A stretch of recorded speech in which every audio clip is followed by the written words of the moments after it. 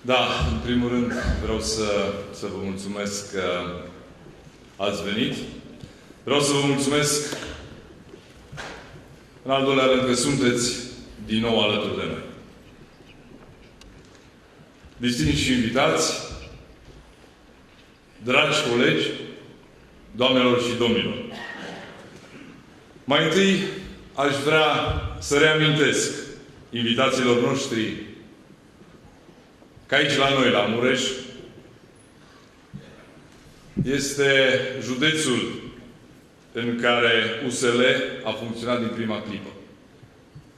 Și de asemenea că județul Mureș este singurul din țară care a intrat în alegerile locale numai cu candidați USL pentru toate primăriile județului.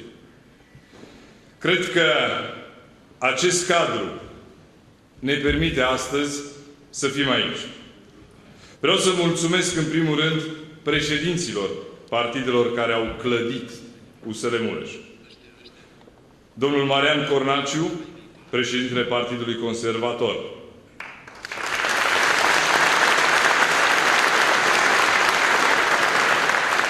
Domnule Daniel Constantin, să fiți siguri că aveți un om pe care vă puteți baza și la bine și la greu în acest județ.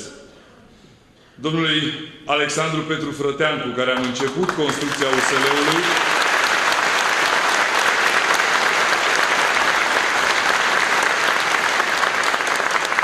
și domnului președinte Vasile Gliga, cu care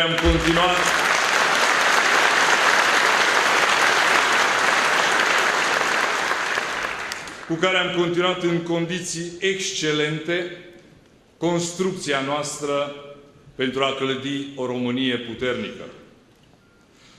Domnule președinte Victor Ponta, aveți în județul Mureș cei mai buni social-democrați din țară.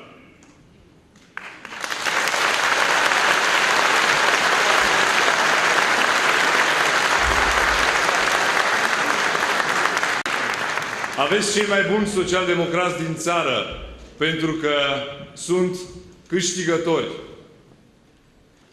Și nu în ultimul rând, vreau să mulțumesc echipei liberale din județul Mureș.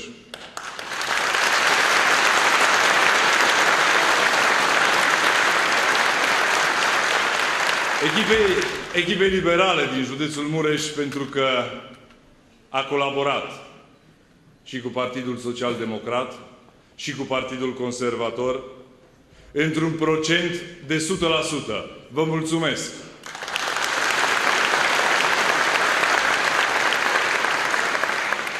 Și domnule Crin Antonescu, vă spun răspicat că sunt un simplu membru al echipei din Mureș care a reușit să dovedească un singur lucru: că unitatea unei familii, chiar și politice, nu poate fi învinsă de nimeni și de nimic, nici măcar în județul Mureș.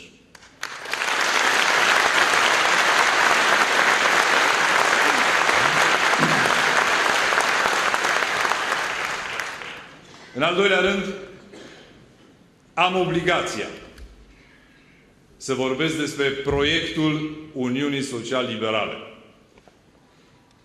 Acest proiect nu este și nu va fi un proiect al politicienilor. USL este un proiect al cetățenilor României.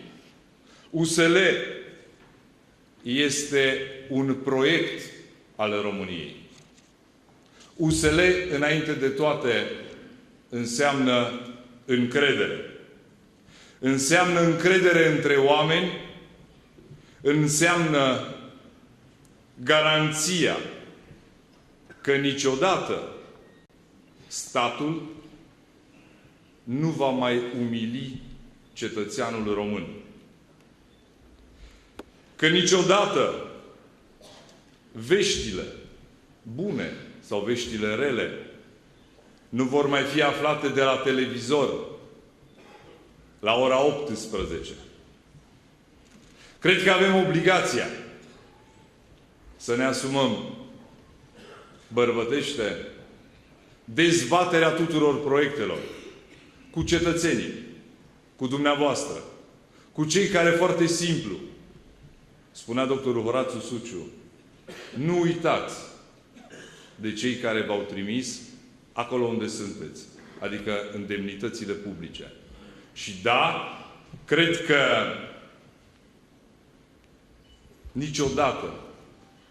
niciodată în această țară oamenii nu mai trebuie să sufere.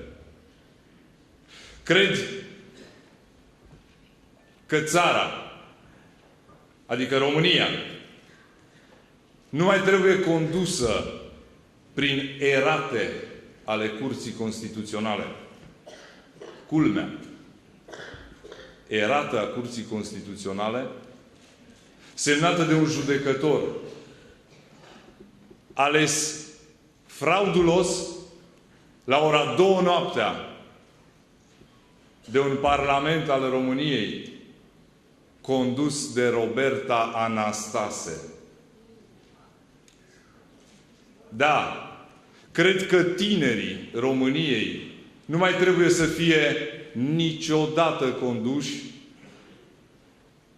de un ministru ca Monica Iacobriții. Cred că tinerii din România au cu totul și cu totul alte valori. Una dintre valori este încrederea în noi înșine.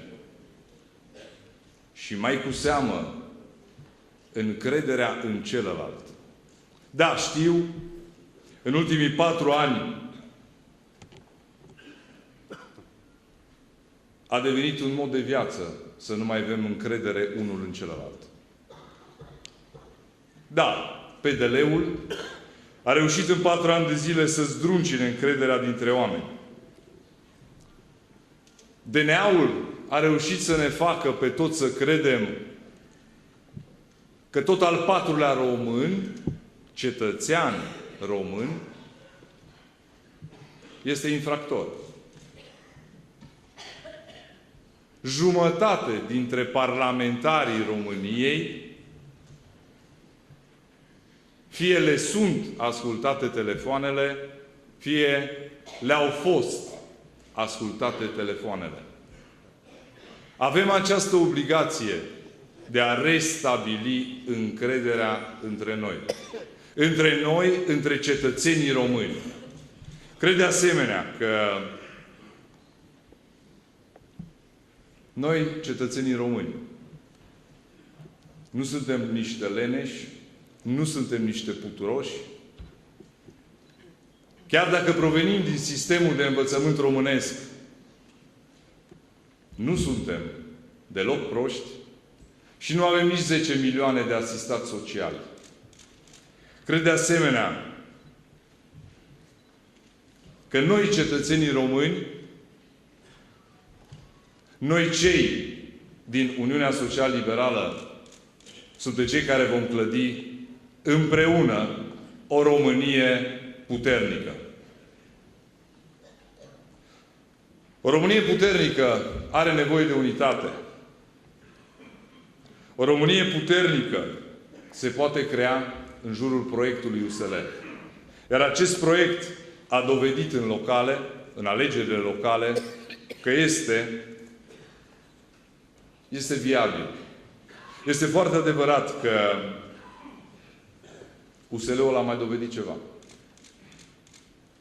A dovedit că este singura formațiune politică ce se poate opune cu succes Partidului Portocaliu, care acum a devenit roz. Probabil de la rozătoare.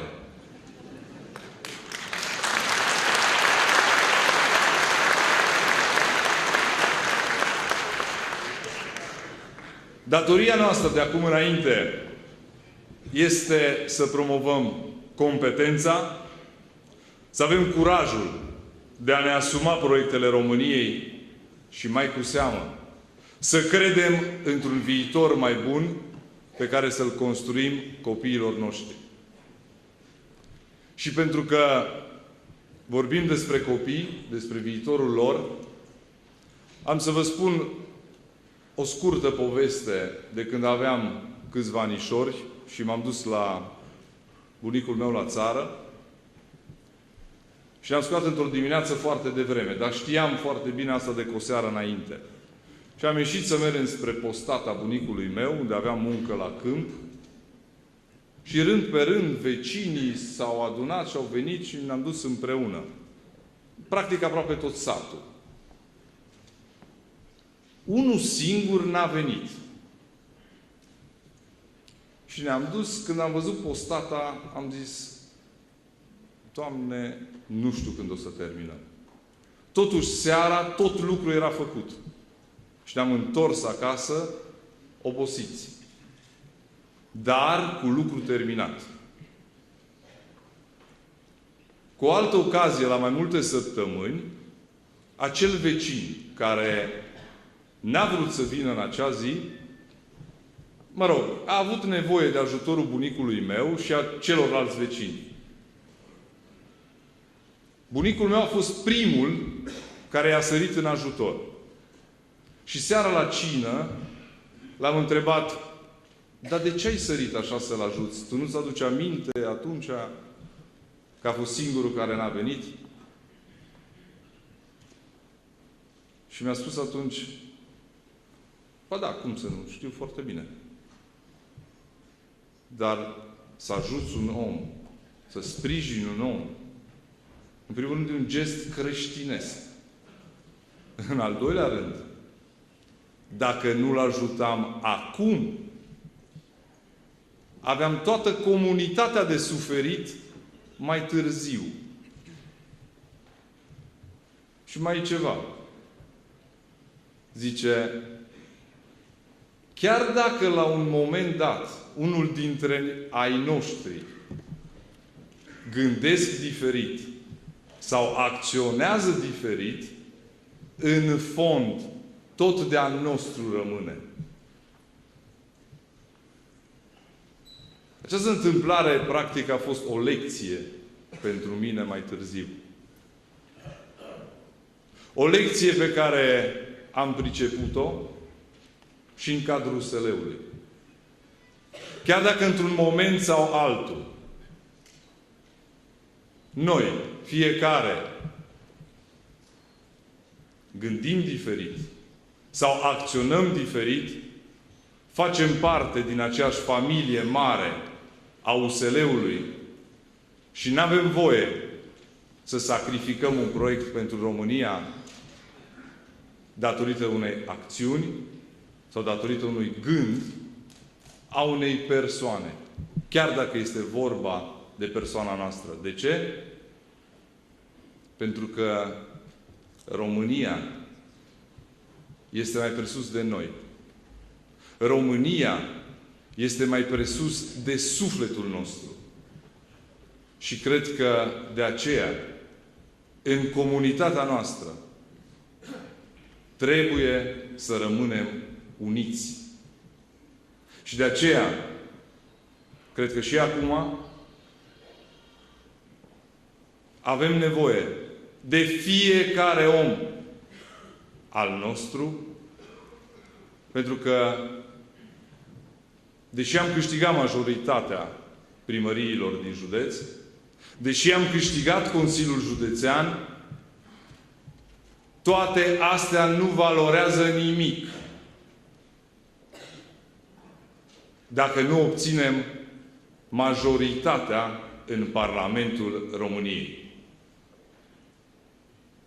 De aceea, haideți să fim alături de candidații USL-ului la parlamentare.